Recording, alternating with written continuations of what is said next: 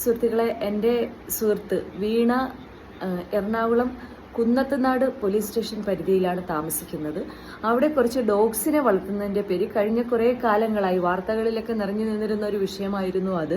നിങ്ങളെല്ലാവരും കണ്ടിട്ടുണ്ടാവും. അവൾക്ക് നേരെ, അവിടെ വരുന്ന ഒരു ഗസ്റ്റിന് നേരെ തന്നെ ഭീകരമായ ആക്രമണമാണ് നാട്ടുകാരിൽ നിന്നുണ്ടായിക്കൊണ്ടിരിക്കുന്നത്.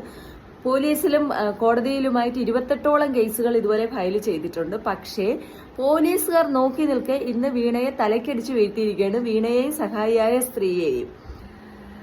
അവിടുത്തെ ജനപ്രതിനിധികൾ ഉൾപ്പെടെയുള്ളവർ, ഈവൻ MLA വരെ ലാസ്റ്റ് ടൈം ആക്രമണത്തിന് നേതൃത്വം കൊടുത്തുകൊണ്ട് അവിടെ ഉണ്ടായിരുന്നു. ഇപ്പോൾ അടിയന്തരമായി അവൾക്ക് മെഡിക്കൽ സഹായം ആവശ്യമുണ്ട്. അവിടുത്തെ ഡോഗ്സിനെയും വിട്ടിട്ട് അവൾക്ക് പുറത്തേക്ക് പോകാൻ പറ്റാത്ത അവസ്ഥയാണ്.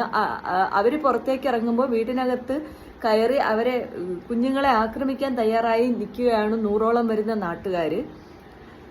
എറണാകുളം ഭാഗത്തുള്ള സുഹൃത്തുക്കൾ ആരെങ്കിലും ഒന്ന് സഹായിക്കണം അവരെ. നേരത്തെയും അവിടെ വന്ന ഗസ്റ്റുകൾക്ക് നേരെ 2 വട്ടം 2 സ്ത്രീകളെ നാട്ടുകാർ അവിടെ തടഞ്ഞു വയ്ക്കുകയും ആക്രമിക്കുകയും ചെയ്തിട്ടുണ്ട്. ഇടയ്ക്ക് ഞാൻ ഒരു ദിവസം സഹായിക്കാനായിട്ട് പോയതാണ്. അപ്പോഴേക്കും രാത്രിയിൽ, അന്ന് ഒരു ദിവസം ഞാൻ അവിടെ സ്റ്റേ ചെയ്തു. രാത്രിയാവുമ്പോഴേക്കും നാട്ടുകാർ കല്ലുവറുക്കി എറിയായിരുന്നു. ഞങ്ങൾ പുറത്താണ് കിടന്ന് ഉറങ്ങിയത്.